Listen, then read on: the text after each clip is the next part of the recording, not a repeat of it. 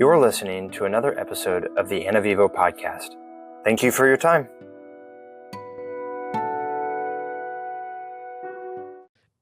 You gonna record me? Yes, you are. Come on, give us your unpopular opinion. Something up till now that you've been scared to say. What is that from? It's from, I think it's called Breakfast One. It's a radio show, podcast maybe. Breakfast One? It's another existing podcast right now, or is it an older podcast? I don't think it's a podcast. I think it's a radio show, but I don't think it's like American. But they have celebrities on. This guy has celebrities on, and there's a little snippet that all radio shows have for like interesting internet questions or whatever. Is this currently playing, or is this? Yeah, no, I don't know who the guy is, but it's called, the little snippet part of the radio show is called Unpopular Opinion. Great. And everybody gets on. Like the one I've seen lately was Justin Timberlake and Anna Kendrick. And, Justin Timberlake's a singer-songwriter, and he had... so not many people know about the unpopular opinion part of the radio show. And so he plays this like little music, tune to do. Yeah. And so he's like, okay, are you ready for unpopular opinion? And so he plays the little jingle, whatever. And then Justin Timberlake's like, oh, I can riff off of that. And so he starts like riffing and whatever. And wow. The other one I saw was Jake Gyllenhaal and Tom Holland. Oh, wow. And so this is Jake Gyllenhaal, current, so Jake Gyllenhaal, he played and so Jake Gyllenhaal was like singing along, and Tom Holland was like, "What? You've heard this thing before?" Like, yeah, you don't know unpopular opinion. Anyways, so one guy gets on basically, and it's like, people who drink coffee are weak. What? Yeah, exactly. As I'm unpopular sitting here opinion. Drinking coffee. Yeah, unpopular opinion. So, and then whoever the guests are, talk. Oh. Whatever. So Anna Kendrick was like, "Oh, I hit that. I drink tea. I never drink coffee." So that's the little jingle. Come and give us your unpopular opinion. Something up till now that you've been scared to say. Well, you've heard it here first, folks. My lovely bride of 9 years, just about, Grace Miller, everyone, and that was her thing. Congratulations. All right, well, welcome to the show. We'll go ahead and kick this off. I'm Eloise, and I'm 5, and I approve this message. Yes, she does. That is our daughter. She's 5. She approves this message. And welcome back to the Anna Vivo podcast. You are listening to your radio host, Tim C. Miller of Anna Vivo and livingonwibby.com, joined today by my lovely bride of 9 years, Ella Grace Miller, affectionately known as Grace Miller, because in Texas, where you're from, they give you all 2 names. And so it was Ella Grace. It was Ella Grace. And now it's Grace. God's grace. All right, so that was actually God's grace was, when you get a letter jacket, yeah, letterman's jacket, whatever they call them, and you got to put like your last name on the back. And then it was like, for us, it was like, there's this little swoop where most people for like, is that like a Nike swoop? Yeah, it was like, it would be like born, and then the E would floof off into like an underline. Off? Yeah, it would like floof off into the underline of your name, and then you got to put like a slogan or something there. And obviously, letterman jacket, you're in sports, or nowadays probably art or anything. You can letter in anything now, but most like jockeys would put like Philippians 4. I get it. Yeah. Yeah, and mine was God's grace. Oh, God's grace. Well, it was born. Oh yeah. Grace. And then underneath it was God's grace. Yeah. Born. Okay. Yeah. Because that's and I your still maiden have name. it. Because I married a Bourne, not related to Jason. No, and thank you for that, because I can't count on my hands and all the pennies I've had in the world for every person that's come to me going, "Oh, so you're related to Jason Bourne?" Oh, are you like? Yeah, so sure cool. am. Yeah, how'd you know? You want my autograph? Yeah, and now you know. And guess what? You're gonna have to disappear. I'm so sorry. Guess that's the last time you'll ask anyone that question.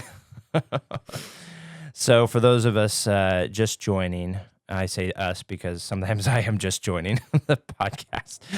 We are not in a professional recording studio, as evidenced by our dog Marmaduke, who is fully stretched out, Spread upside eagle. down, spread eagle, in the studio here, gnawing on his bone. We've got coffee. We've got, what are you drinking back there? An Arnold Palmer. And Arnold Palmer, Arnold tea and lemonade. Palmer, and we've got some great topics for you today on this fine Whidbey Island day where we're recording from. And today we wanted to kick it off with something that is very near and dear and aggressively sincere to our hearts. That of couples' bedtime and bedding routines and all of the shenanigans that happen in that regard. And let me just say, you've seen the memes, you've seen the stories, you hear about it all the time in a joking manner, and then you get married and you understand why. And the truth comes out. Women do, in fact, alligator roll when they sleep. It's just one sort of weird quirk that God designed in them to keep us humble and to keep us miserable at night.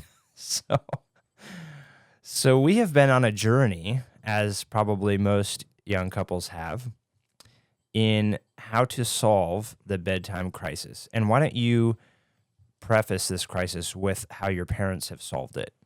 And I'll preface it with how my parents have solved it.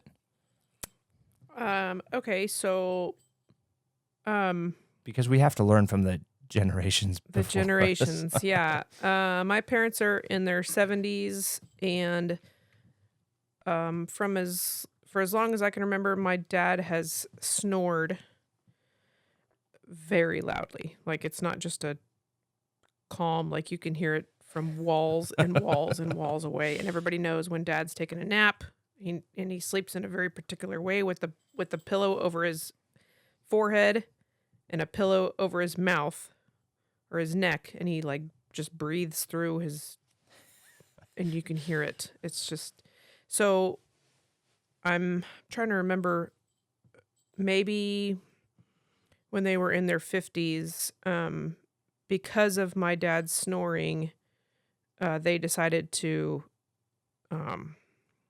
sleep in separate beds, not only separate beds, but separate bedrooms because of his snoring. My mother couldn't sleep, and she tried all the things, earplugs, and he does breathe rights, and he does like jaw. You put like something on your teeth, and it like pulls your jaw forward to try and get you to not snore. They've tried all the things, and ultimately it went from one bed, a king bed probably, where they had their space, but it was just the noise that my mom couldn't get through, and so they split into separate beds, little twin beds, and different bedrooms. And at that point, we were all out of the house, so there were no kids, so they had the extra rooms. And at first, it kind of was hurtful to me, because I thought at that point, like, this is just the beginning of a divorce. Like, you split into separate beds, or you split into different bedrooms, and it kind of frightened me. You talk about taboo subjects. I mean, this is, in the Christian world, something that is a big no-no. Yeah. My parents love each other, and obviously they've had their ups and downs, as any marriage does, but it was a little frightening to me, but they reassured all of us, no, this is just we need the sleep. We need to sleep. No, we will get divorced if we don't do that. Yeah. It was pretty much that you can't function and be a happy, really a happy person during the day if you don't get sleep. And this is something that they had tried everything. They really did try everything. The breathe right, earplugs. They tried it all, and I think he even went to some sleep studies. I can't remember, but this was their solution, and they went to bed together at night, right at the beginning, when they would go to bed at the same time, and they would cuddle together and whatever else. I don't want to talk. I don't want to think about my parents doing whatever podcast. They do in the same. This is a safe podcast. But then they would just leave to separate beds, and it solved it for them.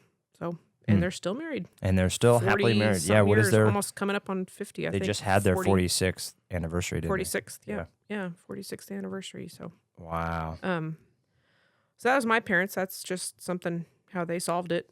Yeah. That was one problem, and they figured it out. And that's okay. I think this is a good spot to put a disclaimer in that we have good friends that live on the East Coast that do the same thing. I know another couple that does the same thing, believers and good couples married, still happily married. There is a lot of, speaking of taboo subjects, I mean, remember, if you're older than myself and you watched I Love Lucy live, you remember Lucy. Yep. And her husband, oh, shoot, I just had it. Ricardo, thank you. Yeah. Ricky, yeah. Ricardo. They would show, because this is the 50s and 60s, they would show on TV, you could not show couples, even though they were happily married, sleeping together in the same bed. And so on TV, you had to show them sleeping separately. And so at night on the I Love Lucy show, they're going to bed, and they both have their separate twin beds right next to each other, but their little desk and lamp, and kiss each other goodnight and go to bed. And so, and if we do an actual historical study on sleep and the way that it has evolved over time, it's interesting. Back then, they had family sleeping situations. They had one bedroom, the whole place was just one big room, and people would share one big bed. They would have multiple little beds. And I mean, we could do a whole separate episode on the history of sleep. Maybe we'll do that. And Jamie, could you write that down for my podcast notes? Thank you. Okay, thanks.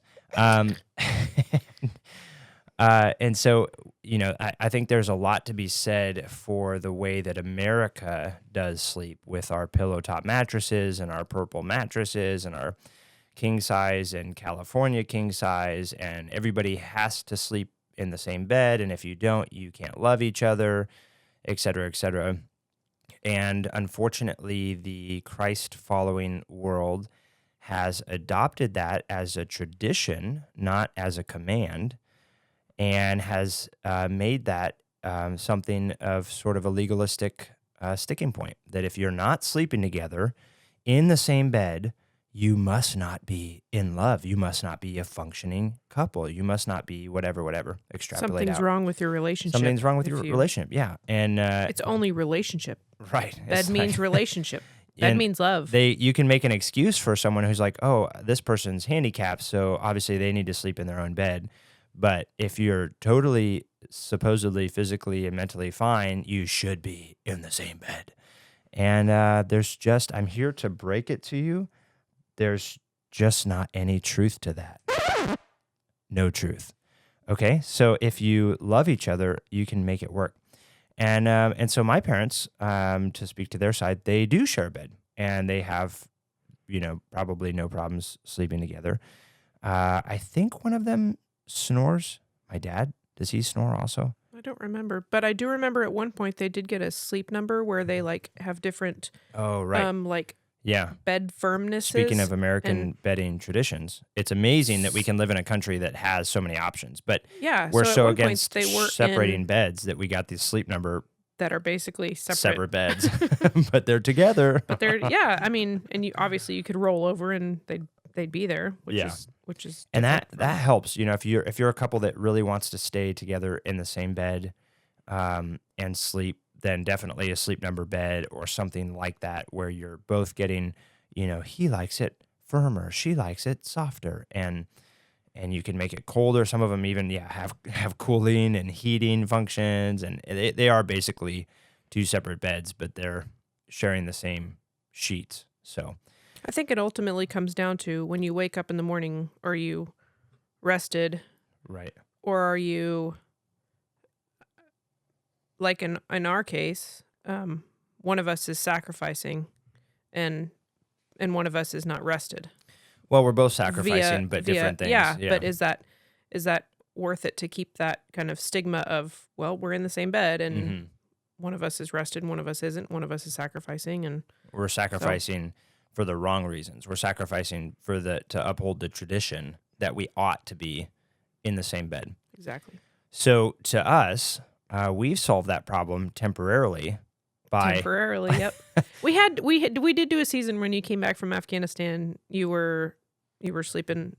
We were in separate rooms for just a little bit. Yeah, that was for more. I don't know if I want to call it PTSD, but more different reasons of coming back and just I needed to sleep by myself and had to be in my own very special place. Yeah, he came back with some interesting habits. So I needed some sound machines and some a rifle next to me and all sorts of things. But we're past that, which is good. We're back on the same bed. But now you sleep with a 12-pound, 15-pound weighted blanket. Which is good because your legs are like a chicken that got its head cut off. As soon as you go to sleep, your head stops functioning and your legs start functioning. And they just start kicking the bottom of the sheets just back and forth for an hour before at least I fall asleep and don't notice it anymore. So the weighted blanket has helped. And then I sleep. We should preface this that we keep our house at a whopping 54 degrees at night. I don't know that we is a strong word. Our house, our thermostat is set for 54 degrees at night. So I sleep great. I sleep in a tank top and shorts and my little weighted blanket and a quilt. And because for some reason women are little space heaters. Hot boxes. Yeah. I'm not a hot box. Well, you're sleeping in a tank top in 54 degrees. Okay. And currently now Tim sleeps in a sleeping bag. Yes, in ma'am. a 0 degree 0 degree sleeping bag with a beanie, with wool socks and sweatpants and a sweatshirt. Mm-hmm. Yeah. Shout out to Stephen Ricks here. Stephen Akana now. He knows what I'm talking about. Sleeping in that, needing that balminess. But it is nice because Tim, the reason why I like it cold is because Tim is a human furnace. And so anytime I touch him at night, it's just hot. So, but what's nice now is when I snuggle up to him, I'm snuggling up to a cold sleeping bag. So this is just great. So we can solve the cuddling problem without having separate beds. But also, and so this is, our temporary fix is that I'm in the winter months sleeping in a sleeping bag because we have the temperature set down low, and Grace is sleeping in a weighted blanket. But we're still in the same bed for all of you religious traditionalists, and we're still getting mostly good sleep. I've started to snore. Yeah. That's why I said mostly. It's like a deep guttural. He takes videos of me. I've even woke myself up from it. Which is bad. Which is what's worse is she woke herself up and slapped me like, "Hey, you're snoring." I'm wide awake. I'm on my phone. I haven't even fallen asleep yet because my bad habit is on my phone for the first 15 minutes as I lay in bed. And she wakes herself up from a panic of snoring and slaps me. And then I start talking. And she says, "Stop snoring," and then goes immediately back to sleep. Or I start talking. And that's fun. Or she starts talking. We have great conversations. Yeah. Philosophical conversations. So that's what we do. To take a pause from that last train of thought. So we are discussing today now different ways to solve that. My issue that I'll lay out, and then I'll let Grace lay out her issues with the sleep. Because it is, like she said, it's important for you to, one, it's as a married couple, it's very important for you to come together and make out, have some sweet, delicious baby making time, do all those things. And then when you're done, to actually go to sleep and to sleep really well. So you have good doctor prescribed REM cycle sleep so that you can actually get back up and function in the morning, take care of kids, go to work, whatever you do during the day, and then come back together. So there's a both and. You have to have the romance and you have to have good sleep hygiene. Me being on my phone is not good sleep hygiene, but also getting good sleep. And so for me, the key things are I need to be warm enough and I need to be left alone, like not touched in the sleep time. when I'm already asleep. I'm such a light sleeper. We have 3 kids. I have a dog. I have lingering issues that keep me up and checking the house at various times of the night for any creak and sound. For all of those of you who are listening and want to break in, you could put that to the test. So I'm a light sleeper, and I hear everything. And but what's at the same time hilarious is that I can fall asleep in a minute. That's true. Have trained my body to take deep breaths and count and then fall asleep. And I can sleep through anything as well. Grace can turn the lights on and whatever, and my body will be asleep, although my mind is on alert and awake, which is there's probably something... Paradox. Yeah, there's something named for that, and I don't know what it is, but it's not rested sleep. Because as soon as somebody comes in and I sense their presence, I am actually asleep, but then I'm awake. And so it's a very light sleep that allows me to respond to the kids. Eloise just had another nightmare last night and came in, and I knew she was coming in before her door opened. But I was asleep. So I don't know. It's a weird situation. So I need to actually have deep, good REM sleep. I need to be either very, very exhausted, which is another possible solution, or I need to be very, very still and warm. So no alligator rolls from my partner, no fan in my face, and no touching me after cuddle time. And so we currently are in a queen bed, which is very comfortable. I actually think it's some sort of mix between a queen and it's like a California queen, because anytime we go into a hotel and they're giving us quote unquote queen beds, they're like super tiny. Oh, so really? either Tinier they're than giving ours? us Smaller than ours? Yeah, Oh. because every time we go, you're like, why are you touching me? Like, you're not normally this close. So they're either giving us doubles or we have a bigger queen bed, like a California queen. Like they have California kings, and so I think ours is bigger than normal. But yes, we are in a shout queen. out to Jason and Casey Styles. I was going to bring them up. I didn't know if I could name drop. Oh, yeah. Certain people. If it's positive Jason things. Styles, thank you for our bed. Yeah. Positive things we name drop. Negative things we refer to them as that person. That person. Oh, okay. Or someone we know. Okay.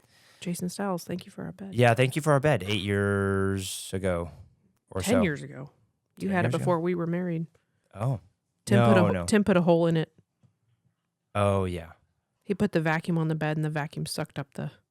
That was that new vacuum I got you. That's how good that was. Yeah, the shark. Shout out to Shark. Is that what it is? Shark Is it a vacuums. shark? Yeah, he put it on the bed, and it'll suck the nails out of the floorboard. Yeah. And apparently, it sucked a hole right out of our bed. So there's a big hole in the bed.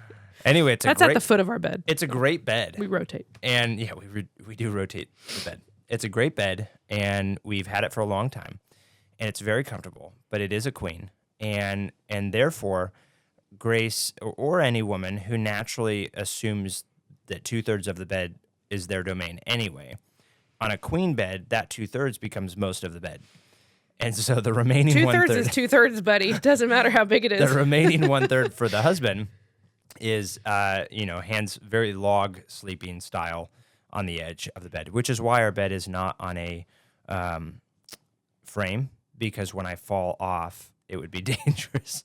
That's not true. We got rid of the frame because the bunnies were getting underneath it. Oh yeah, bunnies. Okay, Another that's a story. Different story. Another podcast.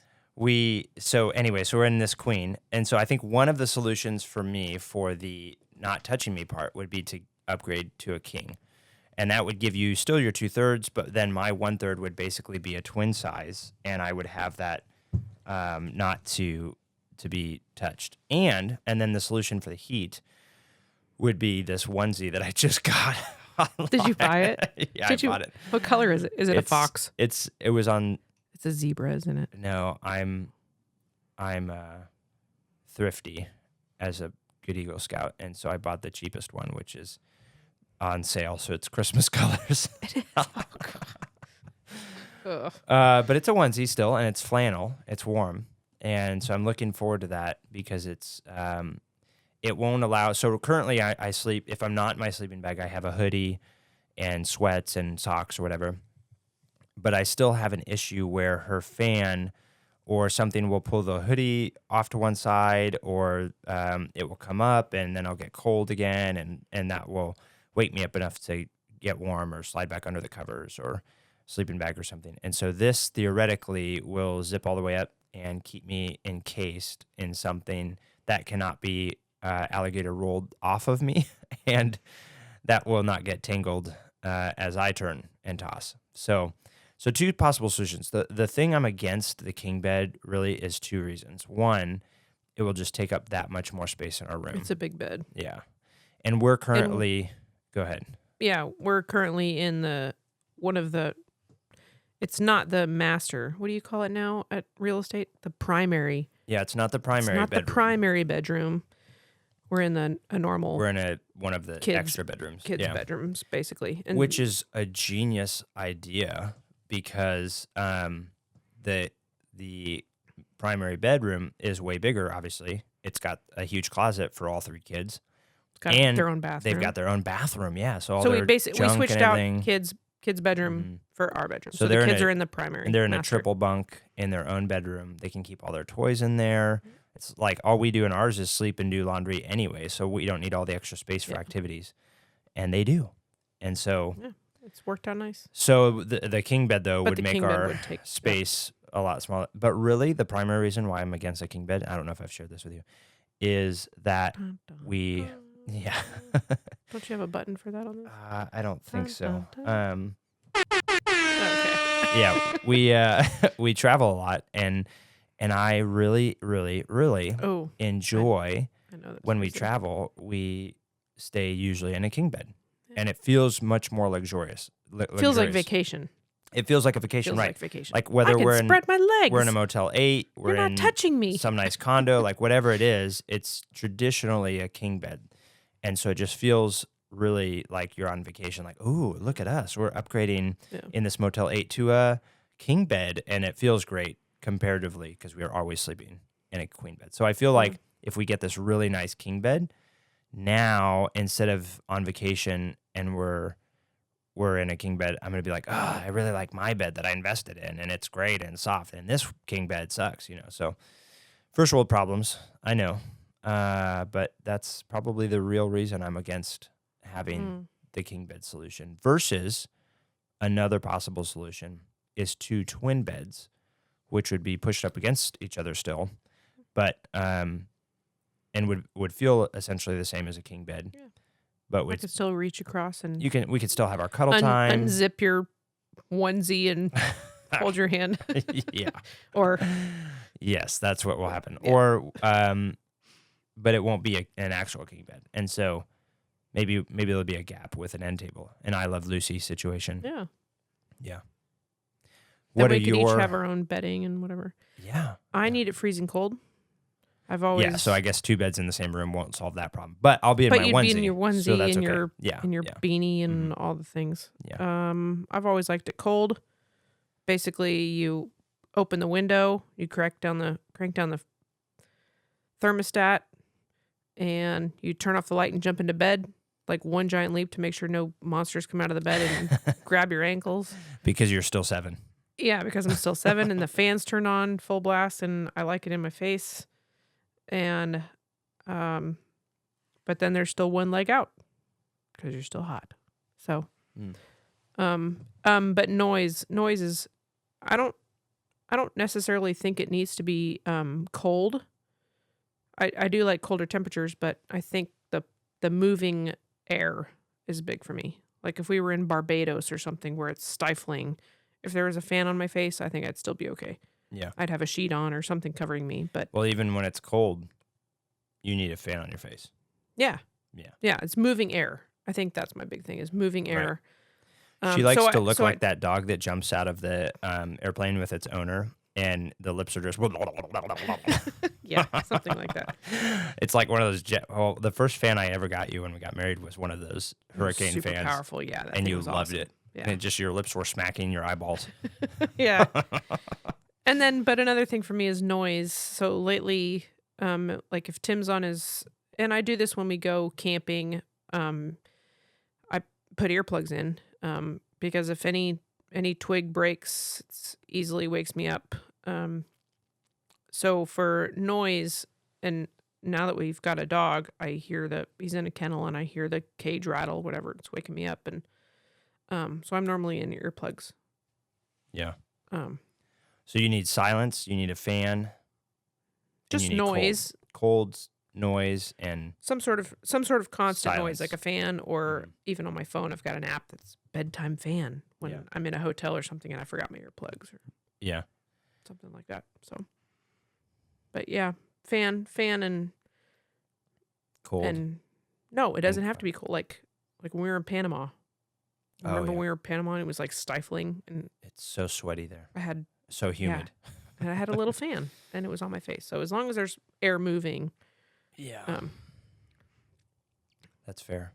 So I don't necessarily need to be in two separate beds, but I think I am the touch thing. Like I can feel when you move. Yeah, that's the drawback here. But other than that, the thing that's been holding us I'd back I'd be good for both. Doing either is that you need. No, not that you need. We both need cuddle time, but you associate cuddle time with sleep. I don't think you draw the line. Like you want to fall asleep cuddling me. No, I do not. And you talked try about to you being a furnace all the time. Well, when you're in a sleeping bag, that's different because you're nice and chilly. Sleeping bag is chilly. I like the sleeping bag. Yeah. The sleeping bag is cold. So we need to solve some situation where we can have all of that. Yeah. And I think we could do that. Yeah. I think we could do that with two separate beds side by side, or the king bed idea. I like the king bed idea because I like the fact that all of our kids can fit in. Right now, when the kids climb into our bed, everybody's vying for position. Although, to be fair, Mom and Dad. At Or 7, 6, and 5, the last time they did that was yesterday. Maybe a year ago or so. Like not, one not of them. Sleep. I'm not one talking of them about comes sleeping in the bed. No, one of them comes in at a time to do that. But Henry, our middle child, comes in, presses his head against my chest as if to say, "I'm alive, and so are you," and then immediately leaves to go get breakfast. So there's no nurturing or cuddling or whatever there. Oliver comes in and just flops over on the bed, and he wants to cuddle for a little bit. That's true. It has been a while since all three have been in. He leaves. Eloise is really the only one that will cuddle with us. She'll get under the covers. Oh, you're so warm. Mm-hmm. And even then now, it's just for the puppy. She's using us. Oh, yeah. Yeah. Puppy. So I don't know that would have worked or been a good reason a few years ago when we needed all three, or when all three would be in the bed. Yeah. We also have TV situation too. Like we don't have like a family room TV. So right. Like it's either in our bed or in the kids' room with a love seat. Which only means 2 seats. By the way, that's why it's called a love seat. Well, they're small enough that it's actually 5 seats. So it's not like we have so if we ever did any kind of family movie night, it'd be fun to have a big king that would fit everybody. But that's all I could think about. See, then it's down a dangerous rabbit trail of, well, if we get the big king, we need to upgrade that thing into an actual TV. Oh, it's a TV. Up on the wall. Name drop, I think Tyler Melnick gave it to us. The little one? No, he gave us the big one, I think. Unless that was Grandpa. Oh, I don't know. I thought it was Tyler's. But one of them was, I can't remember. Anyway. Well, good. So I don't think we'll solve that here. And, but it does segue. It does segue, and it does leave open the possibility of us having more neutral conversations around the subject of either 2 separate little beds together or 1 big king bed, and possibly using that as a great excuse for a 10-year anniversary gift. Ooh. What would you like? What is the traditional 10-year anniversary? Wood? Aluminum. A piece of aluminum. I think it's something aluminum. made of aluminum for you because I love you. I don't know. Yeah, zinc, poisonous. Paper. I think paper's 5 years. It could be a bed or 2 beds. Could be a bed. It's made of wood. Cotton? Yeah. Wood, cotton. I bet there's aluminum in there. It's aluminum. All right. So we are going to segue in, for those of you listening, into the second part of this, which you don't necessarily need to listen in order, but it is the consciousness stream of thought, into something that also involves sleeping, and specifically sleeping, my scientific biology project of a wife, Grace, and her kicking feet, and her talking in her sleep, and her vivid and wild dreams that she has basically from the time you fall asleep to the time when you wake up? Or is there like a traditional time where it's like, it's always at 2 a.m, or always only as soon as you there's go to only sleep, been one time when I can calculate how many dreams I have in a time period. And that's in the morning. But I do have many, many dreams a night, and I remember, I'd say 75% of them. Wow. Yeah. So I don't know when I start dreaming, but I have calculated the amount of dreams that I can have in a certain time period. Wow. All right. And I'm very intrigued by this subject. So Well, I'm very excited to talk about it. Yeah. Let's call it a wrap. And as my kids would say, Thanks for listening.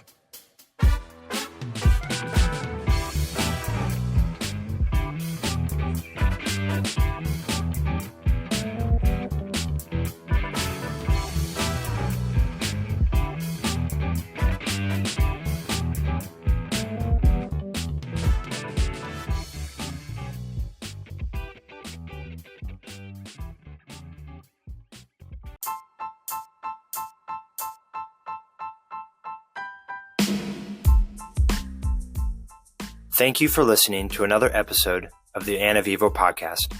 We welcome your feedback and ideas. You can learn more about us by simply Googling the word Anna Vivo. This podcast is supported by listeners like you. I am a licensed real estate broker with Compass Real Estate and a nationwide real estate matchmaker. We consult with you for free, find and vet the right real estate professional that specializes in the area and niche you need, are paid by that professional, and they get clients like yourself who want and need their unique specialty or winning track record. If you or someone you know is in the market to buy or sell real estate anywhere in the U.S., don't simply web search the highest paying advertiser. Let us use our licensed experience to find and vet the real and best professional for you. It costs you nothing but a phone call or email with me, and has saved my clients financially and emotionally. I'd be honored to serve, and you can reach me direct by email at tim.c.miller@outlook.com. And as always, to God be the glory.